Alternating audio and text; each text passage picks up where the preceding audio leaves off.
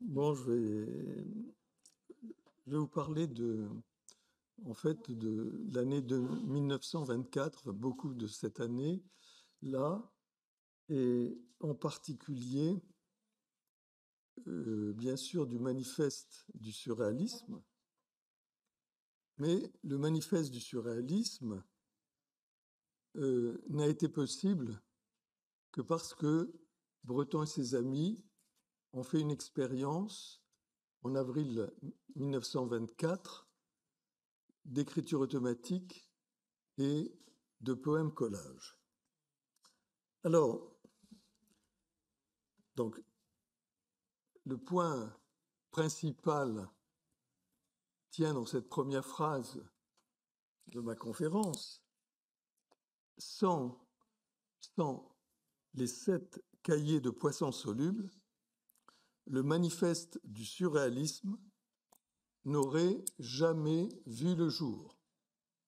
Voilà. C'est essentiellement de ça dont je vais parler. Donc, ces 7 cahiers datés du 16 mars au 11 mai 1924 contiennent une centaine d'historiettes, de petites histoires, et 14 poèmes collages, des poèmes collages tirés des journaux. Donc, en ce printemps de 1924, de nombreux surréalistes partagent une même expérience, donc basée sur l'automatisme et le collagisme. Bon, cela va conduire André Breton à s'interroger sur la nature et la genèse du mouvement surréaliste. Dès lors, en juin-juillet, il rédige ce qu'il appelle une préface à poisson soluble. Puis, il change ce titre, il appelle ça Introduction au surréalisme. Mais c'est seulement au mois de septembre, lorsqu'il corrige ses ultimes épreuves de son livre, qu'il va changer le titre, et le titre définitif sera Manifeste du surréalisme. Donc manifeste, c'est un mot qui lui est venu tout à fait à la fin. Donc nous allons essayer de montrer qu'il existe des passerelles entre l'écriture des historiettes, d'un côté, la lecture des journaux, d'un autre côté, et aussi la confection des poèmes collages. D'une façon générale, nous pensons que les pages de Poissons solubles conduisent impérativement Breton à écrire le manifeste du surréalisme. Donc voici le plan. Il y a 7 parties. Les belles scaphandrières, la première historiette de Poissons solubles, la première phrase du manifeste, Vacher et surréaliste en moi, 5e, les inventions scientifiques, la distraction de Kant, du philosophe Kant vis-à-vis des femmes, et enfin, une phrase qui est tirée de Poissons solubles, l'absolu printemps qui se prépare ouvrira son écluse. Donc, je commence par la première partie, les belles scaphandrières. Bon, dans son historiette, Les craquements des doigts, qu'il a écrit le 16 avril 1924, Breton confesse s'inspirer des dernières nouvelles du jour. Voici ce qu'il décrit. On a lu ce matin dans les journaux la dernière aventure d'une ligne de fond. Donc, ça, c'est écrit comme écriture automatique. Et si on fait une recherche, que j'ai faite bien sûr, on s'aperçoit que le quotidien Le Journal et un autre quotidien, Le Petit Journal, du 16 avril, photo à l'appui, célèbre la première scaphandrière du monde. Voilà, je vous ai mis, vous le voyez, les coupures de ces deux journaux. Il s'agit de la jeune Anglaise Margaret Naylor qui vient d'effectuer ses premières plongées à la recherche d'un galion d'or espagnol échoué en 1488 dans la baie de Tobermory. Alors, Breton, de son côté, dans son écriture automatique, explore à sa façon les fonds marins en mettant en scène une ligne de fond, deux scaphandrières, un poisson volant et lui-même. Donc je vous cite un passage de Poisson soluble. Le voici.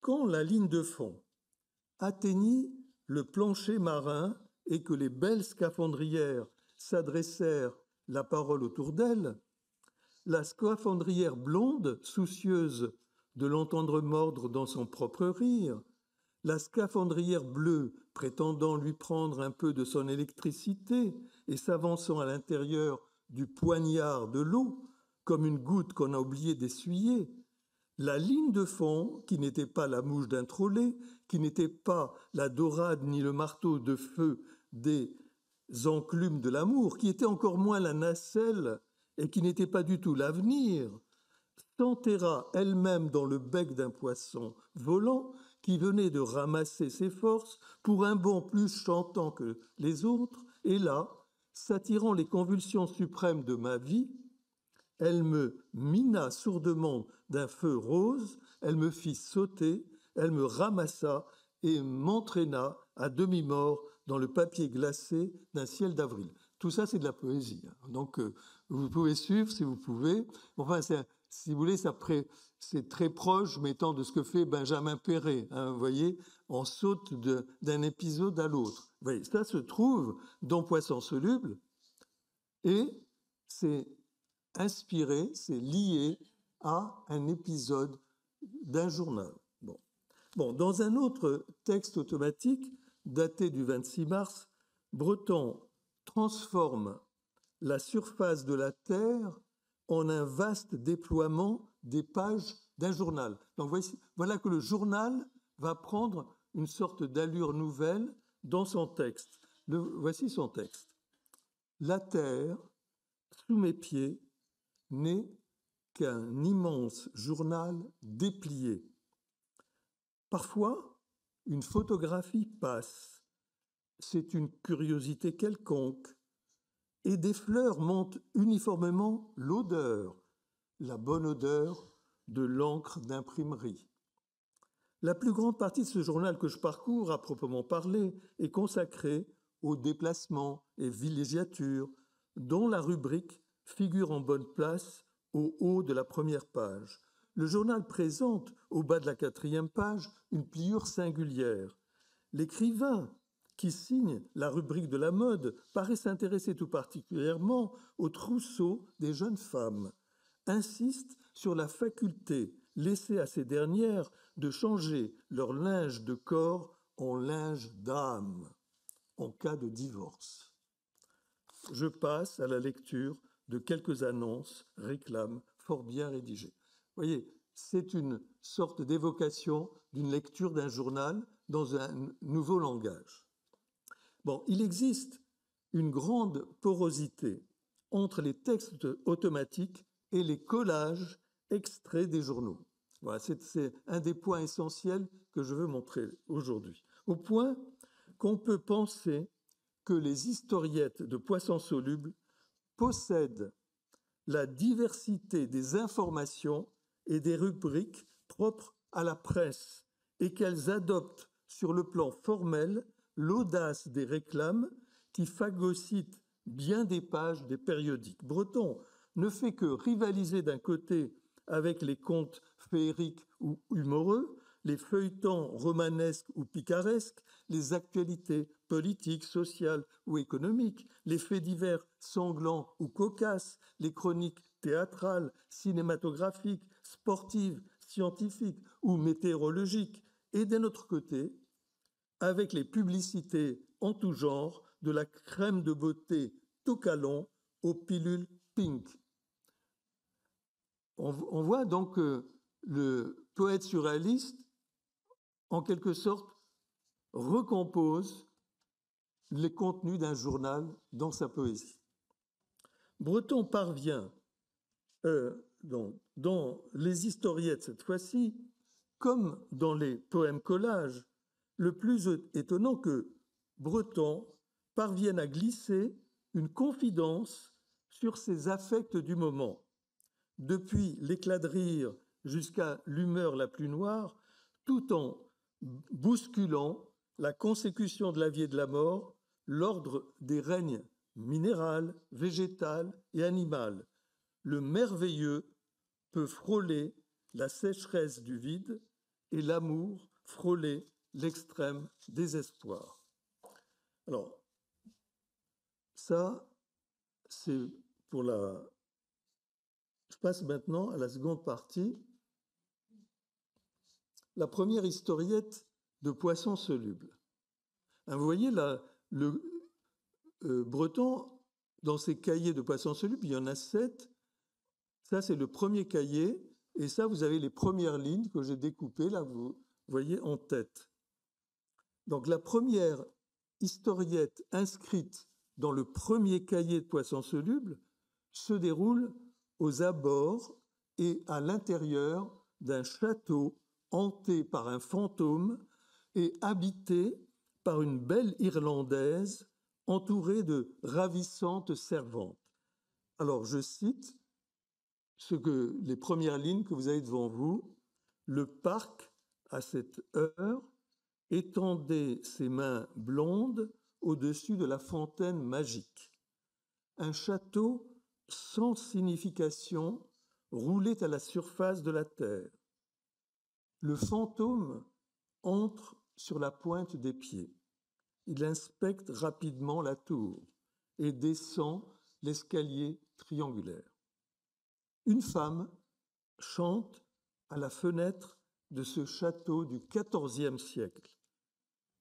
Je sonnais à la grille d'un château dont la façade était faite d'un valet de pique, d'un 10 de carreau et d'un 3 de trèfle. Bon. Le château de poissons solubles aura son répondant dans le manifeste, où Breton évoque un château imaginaire accueillant 25 hôtes, parmi lesquels des artistes notoires comme Picabia, Duchamp et Picasso. Donc je cite ce fameux passage du manifeste du surréalisme. Quelques-uns de mes amis y sont installés à demeure. Voici Louis Aragon qui part. Il n'a que le temps de vous saluer.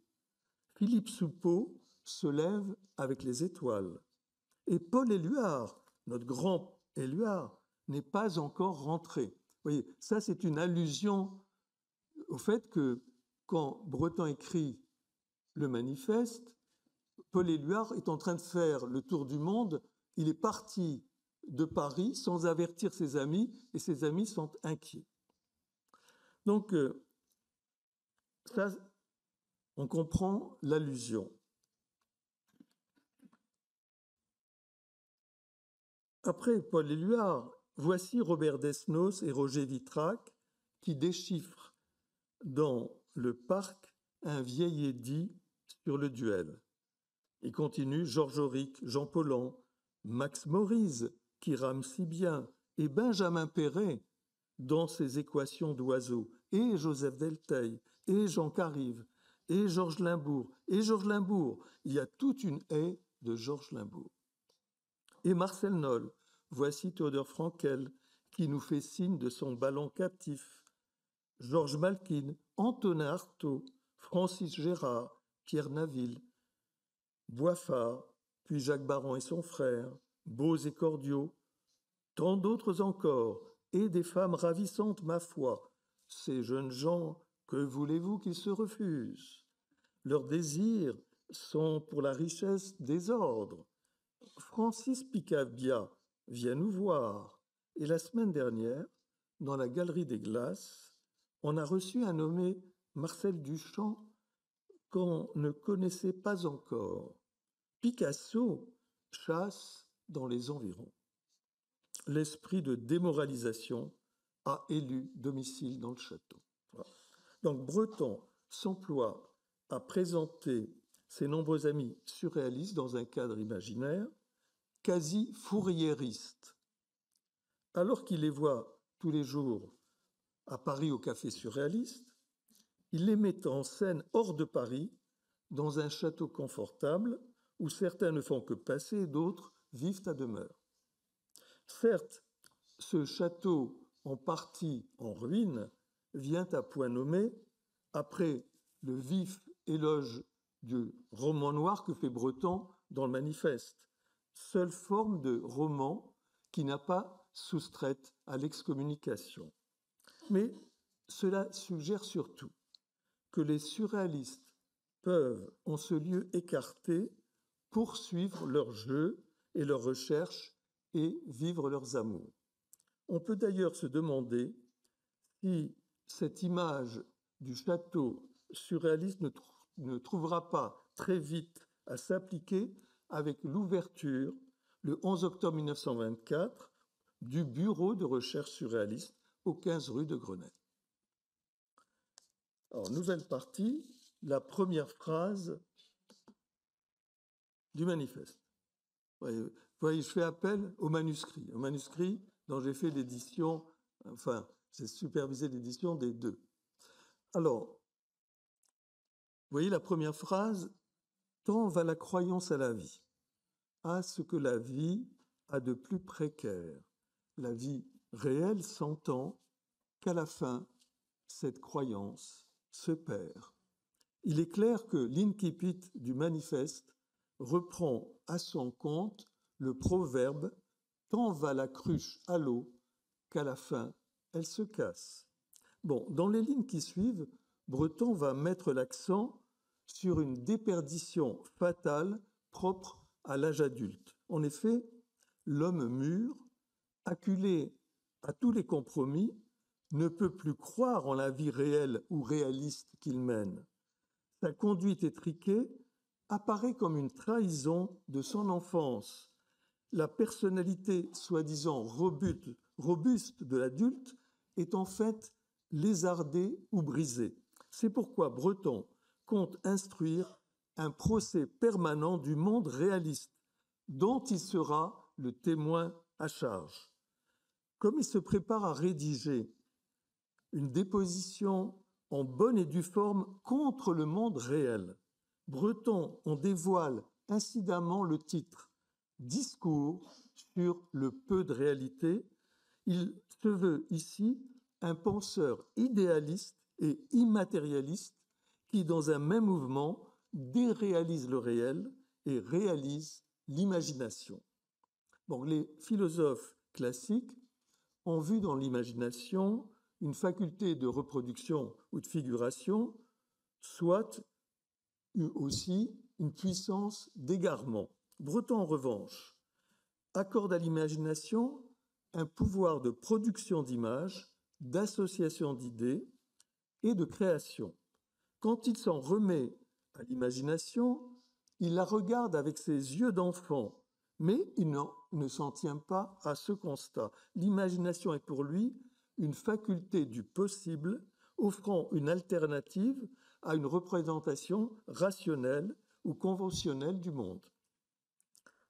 Les prouesses de l'imagination ne signifient pas l'abolition du jugement.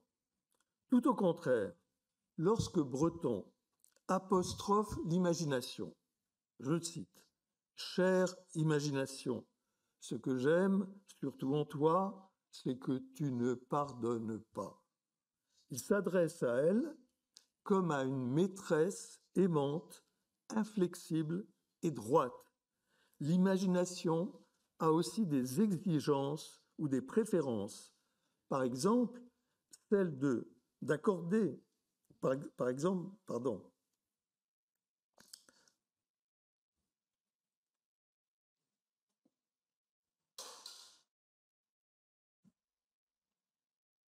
Bon, par exemple, dans celle de chérir certaines images ou encore de rester fidèle à ses propres rêves.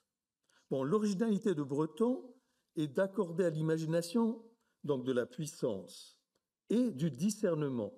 L'imagination est une puissance active qui métamorphose la subjectivité et transforme le monde. Elle a beau être réfractaire à la logique binaire, l'imagination ne sombre pas pour autant dans le délire ou dans la folie. Au fond, il y a dans la faculté d'imaginer une faculté de trancher, apparentée au rêve d'un côté et côtoyant la folie de l'autre. L'imagination est sans conteste des deux côtés de la barrière. Elle sévit sans relâche sur l'existence humaine pendant les heures de la veille comme durant le sommeil. Donc,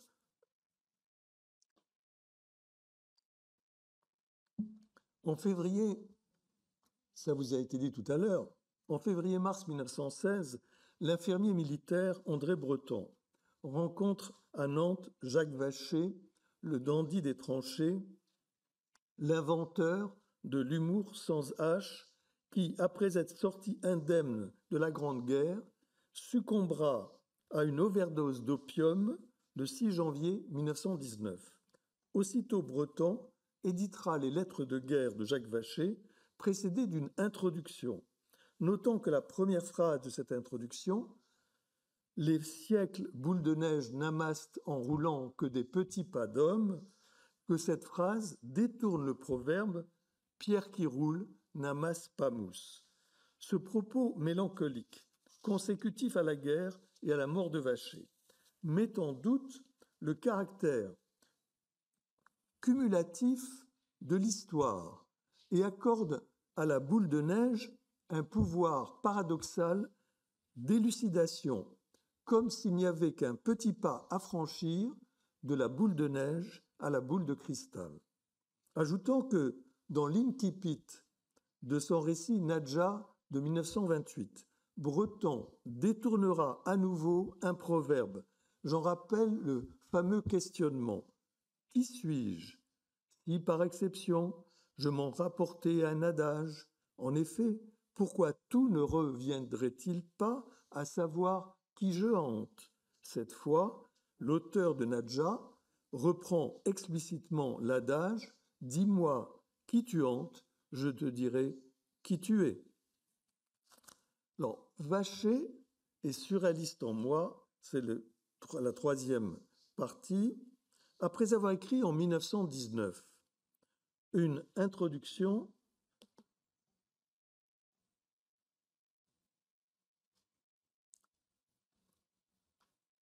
aux lettres de guerre, puis brosser le portrait de Vacher dans la Confession dédaigneuse, Breton va proclamer dans le manifeste, c'est une phrase très importante, Vacher est surréaliste en moi. À y regarder de près dans Poisson soluble, on s'aperçoit que Breton est hanté par Jack le fataliste, mort d'une overdose d'opium. Ainsi, je prends ce texte automatique du 26 mars, on s'aperçoit qu'il est vraiment une évocation poignante de Jacques Vacher. Alors je cite, « Quel est-il » vous voyez les premières phrases. « Quel est-il? Où va-t-il? Qu'est-il devenu? Qu'est devenu le silence autour de lui? Et cette paire de bas qui étaient ses pensées les plus chastes, cette paire de bas de soie, qu'a-t-il fait de ces longues taches, de ces yeux de pétrole fou, de ces rumeurs de carrefour humain? Que s'est-il passé entre ces triangles et ces cercles? Les cercles gaspillaient le bruit qui arrivait à ses oreilles, les triangles étaient les étriers qu'il passait pour aller où ne vont pas les sages, lorsqu'on l'en vient dire qu'il est temps de dormir, lorsqu'un messager à ombre blanche vient dire qu'il est temps de dormir. Quel vent le pousse, lui que la bougie de sa langue éclaire par les escaliers de l'occasion et les bobèges de ses yeux? De quel style les voyez-vous à la foire, à la ferraille du monde? Ces prises de courant sur vous, du côté du canal de l'Ourcq, ne sont-elles pas de nature à éloigner la petite voiture de glace et de nougat qui stationnait sous le viaduc du métropolitain? Et lui, n'a-t-il pas repoussé l'entente? N'a-t-il pas suivi le chemin qui se perd à l'entrée des caveaux de l'idée? ne faisait-il pas partie du glou-glou de la bouteille de la mort? Cet homme à reproche éternel et à froid de loup, que voulait-il que nous fissions de sa maîtresse quand il l'abandonnait à la crosse de l'été? Je n'entrerai pas le premier dans la ville aux flots de bois. Ce texte, pétri d'hallucinations et de points d'interrogation, suggère, et ce sera une idée fixe de Breton, que Vacher n'est sans doute pas mort, et divers indices désignent Vacher. Donc, je vais passer assez vite parce que je peux vous dire que dans le détail, je vais vous donner juste 3 preuves de cette interrogation de Breton sur Vacher. Premièrement, les fragments « Un messager à ombre blanche vient dire qu'il est temps de dormir et ne faisait-il pas partie du glouglou de la mort ?» décrivent l'absorption fatale d'opium du 6 janvier 1919. La phrase « Ces prises de courant sur vous du côté du canal de l'Ourcq » reprend un passage de la Confession dédaigneuse. 3 mois plus tard, Jacques était de nouveau à Paris. Il vint me voir, mais me quitta très vite pour aller ce beau matin-là se promener seul le long du canal de l'Ourcq. Il en sera encore question dans un autre texte sur Vacher, dans 30 ans après, qui est la notice de l'anthologie de l'humour noir. Certains tables de sable qui doivent continuer à flanquer le canal de l'Ourcq et à l'ombre desquels le visage de Jacques Vacher se dégrade à certaines heures, comme celui du Sphinx. Donc, je pourrais vous donner d'autres preuve en quelque sorte de cette réminiscence de Breton vis-à-vis de Vacher. Alors je vais passer maintenant à la partie les inventions scientifiques. Bon, les historiettes de poissons solubles déploient tous les registres. Contes et nouvelles, chroniques et reportages, dialogues et scénarios, autobiographie et fantaisie, théâtre et grand guignol, confession et science-fiction, digression et procès-verbal, poésie lyrique et spéculation philosophique, récits de rêve et merveille. Bon, un trait constant est celui du foisonnement généralisé du vivant et de l'inerte, où valsent minéraux, végétaux, oiseaux, poissons, animaux et humains. On passe ainsi, sans coup férir, du je au il ou bien l'inverse.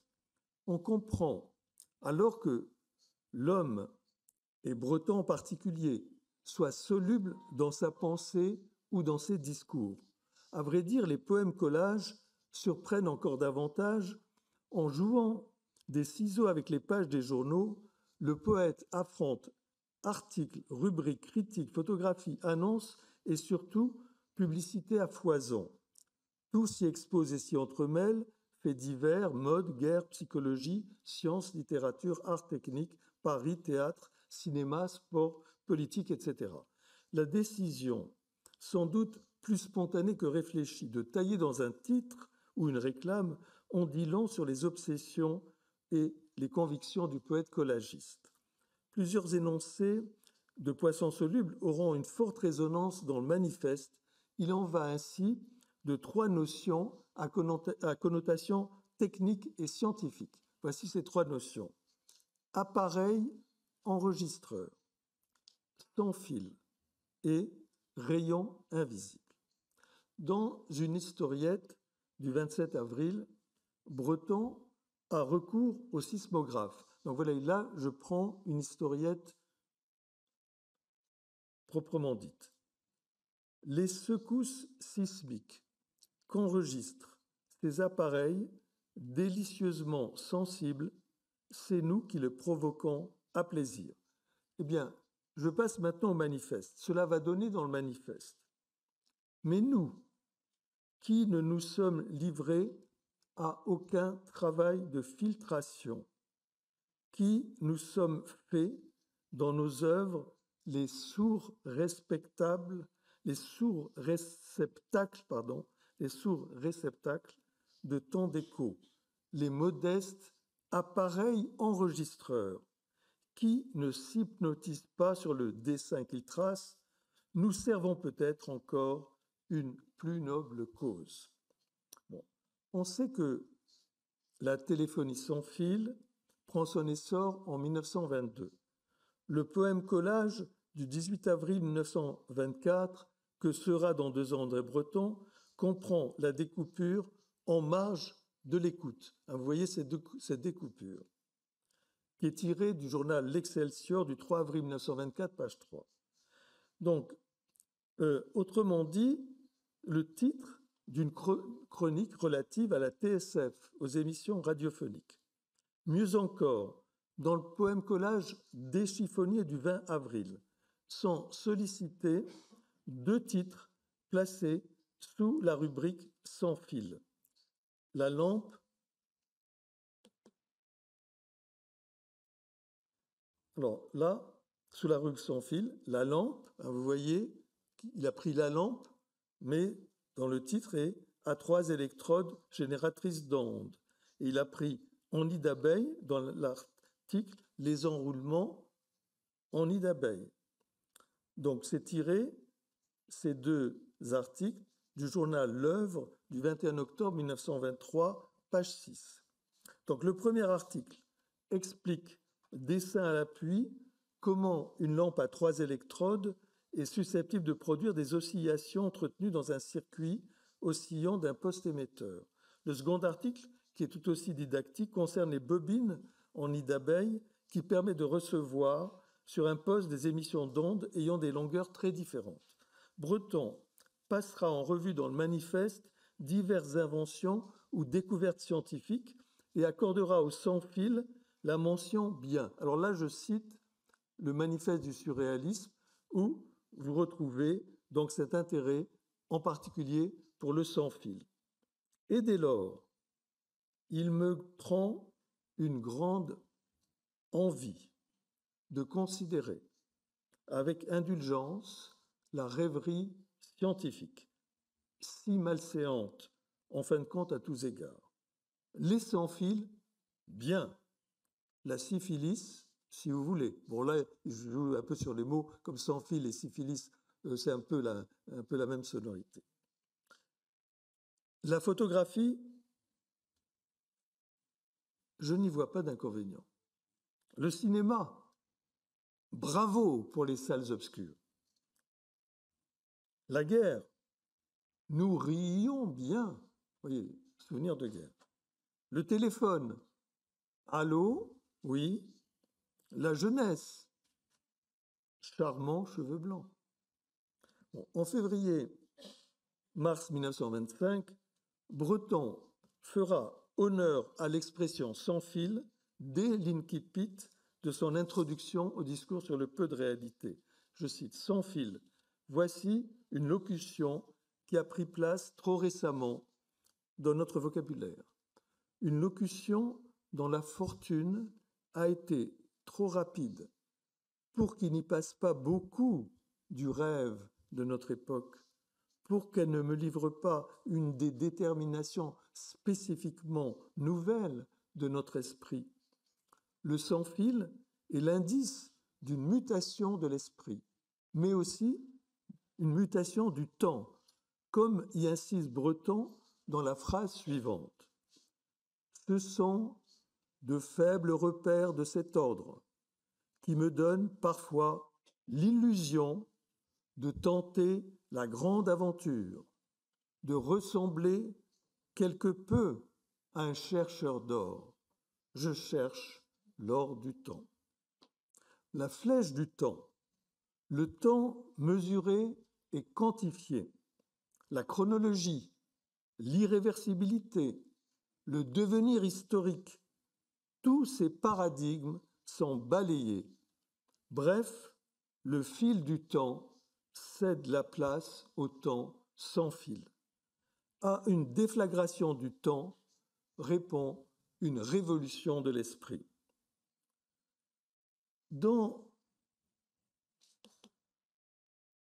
Alors, je passe maintenant à un autre poème collage. Et donc, à l'expression en rayon invisible, dans son poème collage que sera dans 2 ans André Breton, figure la découpure Arrête les moteurs, qui est un fragment du titre. Un rayon invisible arrête les moteurs et tue à distance. C'est tiré du journal du 8 avril 1924, page 1. Donc, un journaliste relate dans cet article les inventions stupéfiantes qu'il a pu observer dans le laboratoire du savant anglais Grindel Matthews. Un rayon invisible peut aussi bien à 20 mètres de distance stopper un moteur électrique que tuer une souris placée dans une cage. Breton a pu être frappé par le nom de l'inventeur du rayon de la mort qui lui a rappelé le nom de famille de son ami Eugène Grindel, autrement dit Paul Éluard. Or, on peut lire à la toute fin du manifeste du surréalisme, le surréalisme est le rayon invisible qui nous permettra un jour de l'emporter sur nos adversaires. Nous tenons là une indication précieuse sur la durée, voire sur la pérennité du surréalisme. Bon, je passe maintenant à la partie suivante, la distraction de Kant vis-à-vis des femmes. Le poème collage Une grande flamme s'éteint du 23 avril comprend la découpure Emmanuel Kant naquit il y a 200 ans. Bon, c'est tiré, je l'indique, de l'événement du 23 avril 1924, page 2. Le fait que Breton célèbre le bicentenaire de la naissance de Kant n'a rien de surprenant. Rappelons que le couturier et collectionneur Jacques Doucet, ayant demandé à Aragon et Breton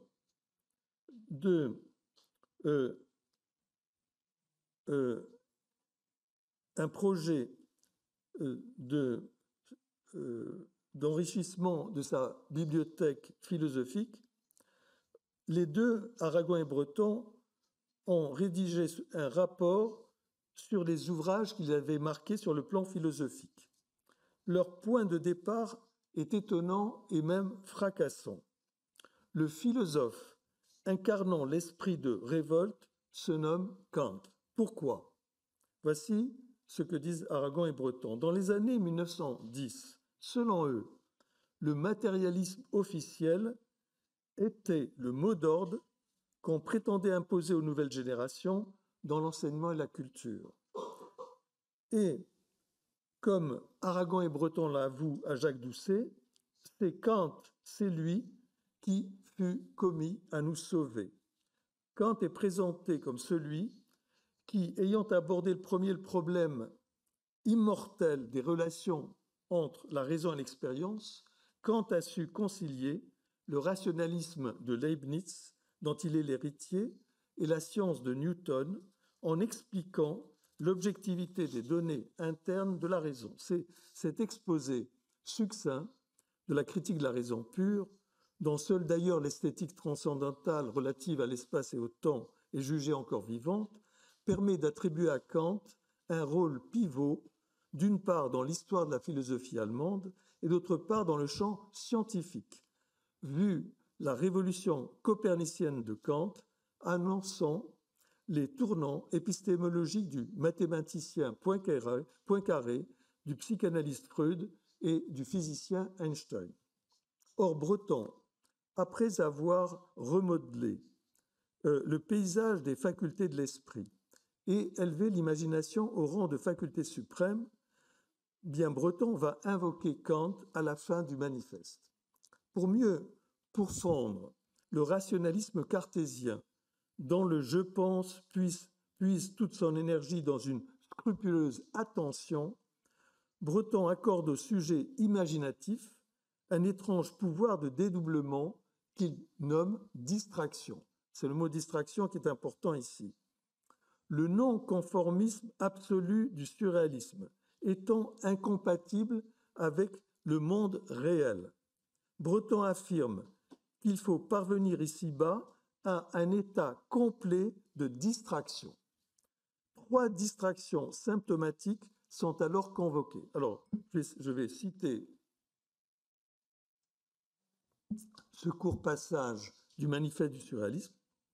La distraction de la femme chez Kant, la distraction des raisins chez Pasteur, la distraction des véhicules chez Curie. Alors j'explique. Célibataire endurci, le philosophe allemand Emmanuel Kant aurait été distrait vis-à-vis de la femme. Louis Pasteur, l'inventeur de la pasteurisation, aurait été distrait lorsqu'il avait bu l'eau d'un verre dans lequel il avait trempé des raisins. Quant à Pierre Curie, particulièrement inattentif, on sait qu'il en est mort, écrasé par un véhicule. Donc ces 3 exemples illustrent des formes de détachement propres aux savants et aux philosophes. En un sens, Breton préconise d'adopter un état de distraction vis-à-vis du monde réel, quelles qu'en soient les conséquences. Le surréaliste en particulier, n'accorde plus de crédit au monde réel. Dès lors, son état de distraction à l'égard de la réalité lui permet d'envisager une toute autre réalité appelée surréalité. Bien, j'arrive maintenant à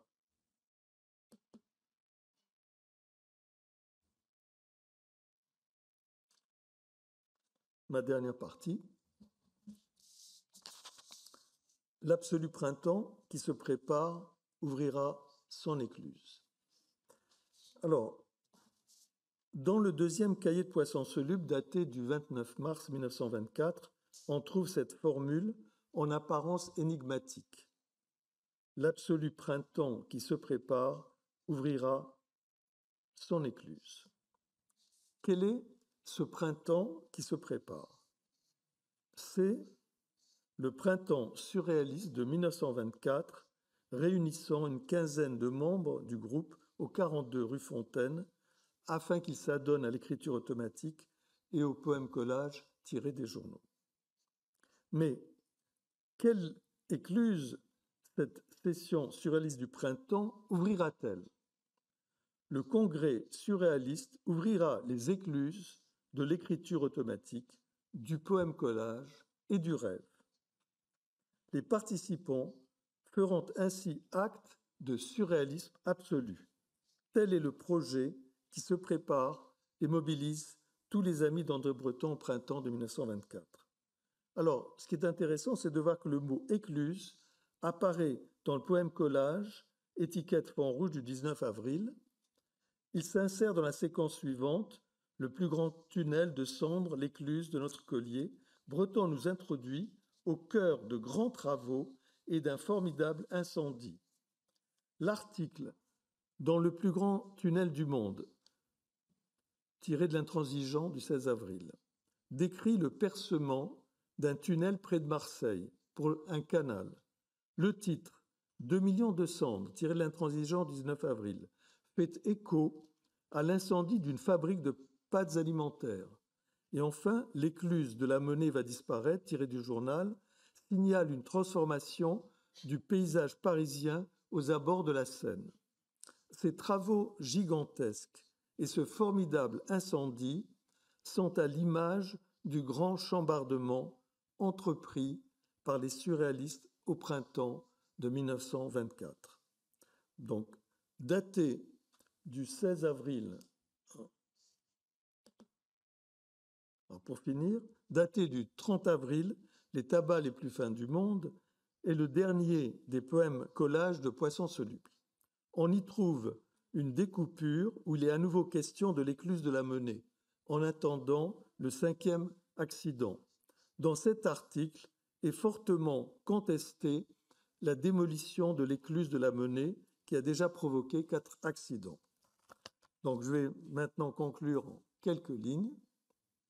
Au printemps de 1924, Breton rêve aussi d'enrôler Pablo Picasso dans les rangs surréalistes. Il n'y parviendra pas. Mais il réussira à rallier à sa cause André Masson et Michel Leiris, puis, dans la foulée, l'année d'après, Juan Miró. L'expérience de l'automatisme et du collagisme au printemps exigeait une élucidation qui sera accomplie à l'automne par Aragon dans une vague de rêves et par Breton dans le manifeste du surréalisme.